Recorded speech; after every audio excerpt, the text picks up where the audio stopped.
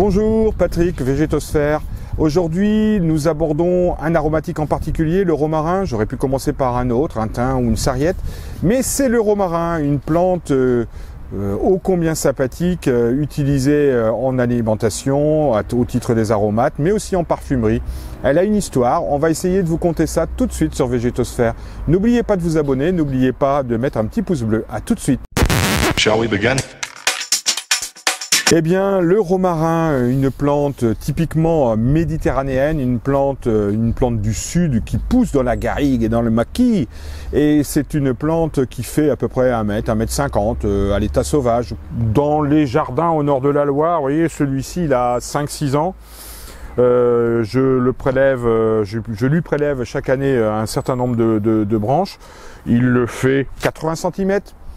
On est au nord de la Loire et on est en Alsace. Grosso modo, les romarins vont faire 1,50 m. On pourrait, en production, en Italie ou dans le sud, trouver des sujets beaucoup plus hauts.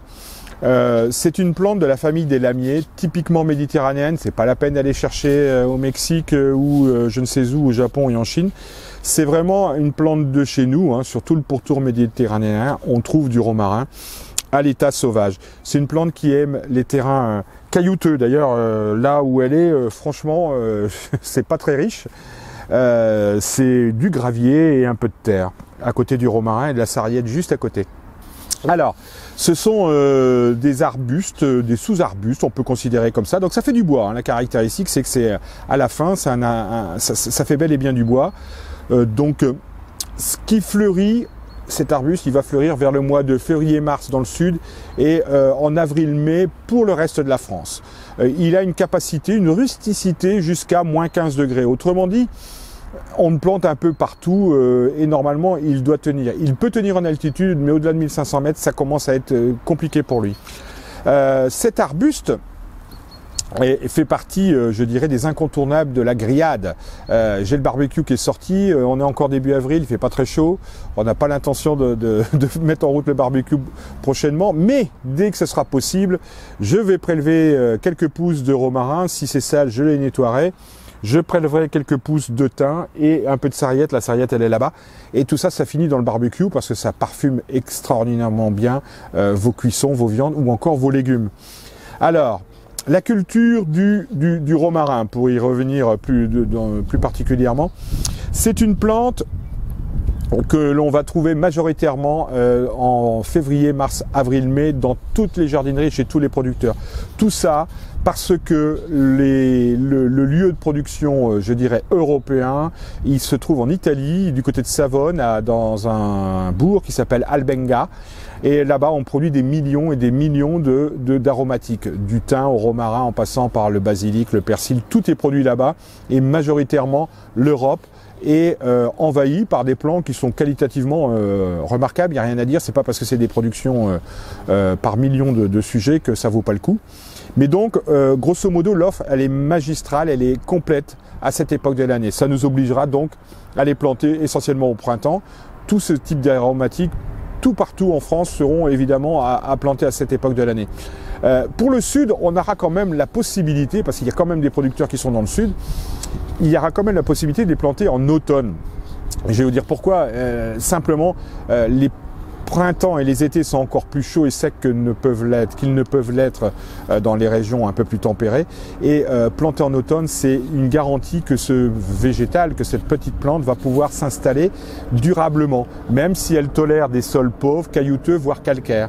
L'installation hivernale va permettre un meilleur enracinement.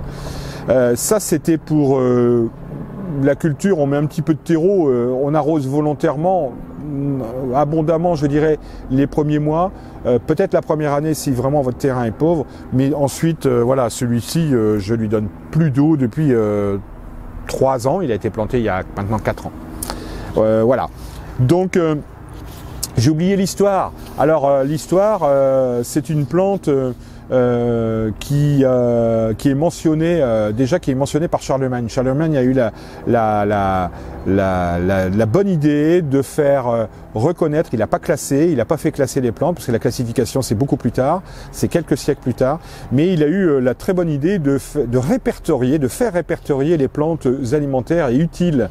Et tout a commencé sous Charlemagne, et bien des choses ont commencé sous Charlemagne à bien d'un titre, mais en particulier pour le végétal.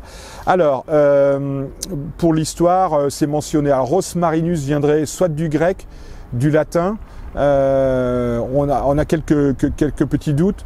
Les noms vernaculaires, on mentionne parfois le nom encensier parce que c'est une odeur camphrée assez particulière.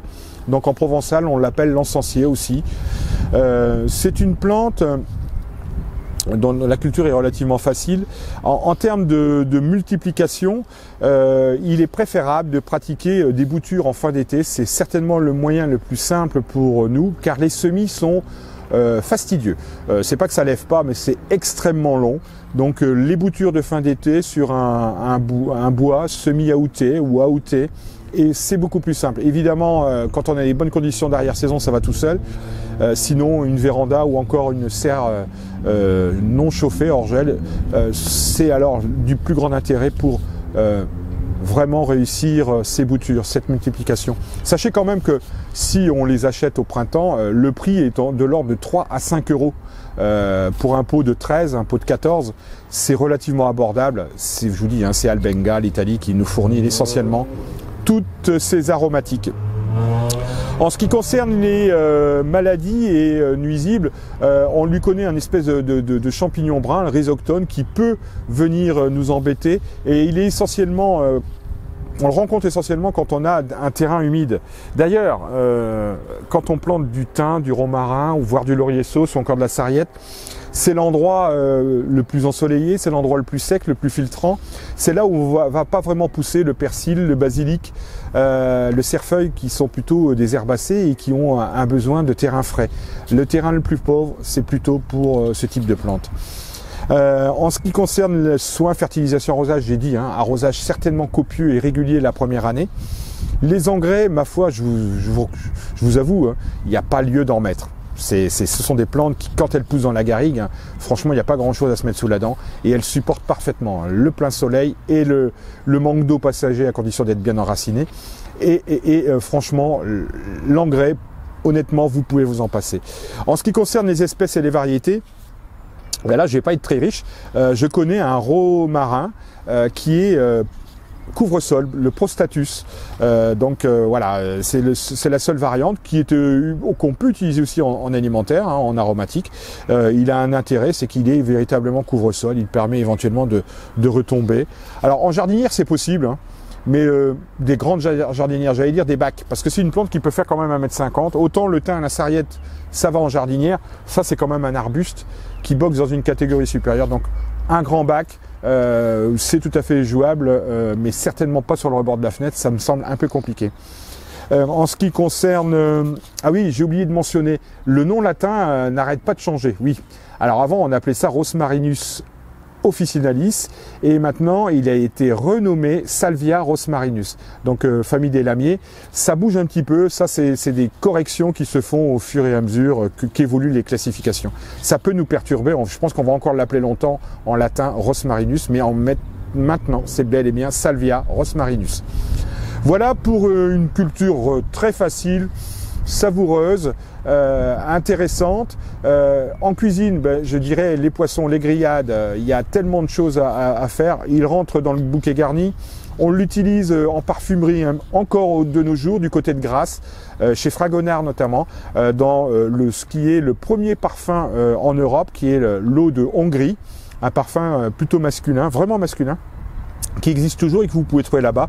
Et l'un des ingrédients de départ, c'est bien le romarin, cultivé dans le sud, du côté de Grasse. Donc l'eau de Hongrie à base de ce romarin. Sachez que les lieux de production mondiaux du romarin, c'est maintenant plutôt l'Inde et les pays limitrophes. Voilà pour une plante sympathique, éminemment sympathique, que je vous conseille d'avoir à côté de votre barbecue pour les gourmands. Je vous dis à très bientôt sur Végétosphère. N'oubliez pas de vous abonner, n'oubliez pas de mettre un petit pouce bleu. Prenez soin de vous et vive le romarin. Shall we begin?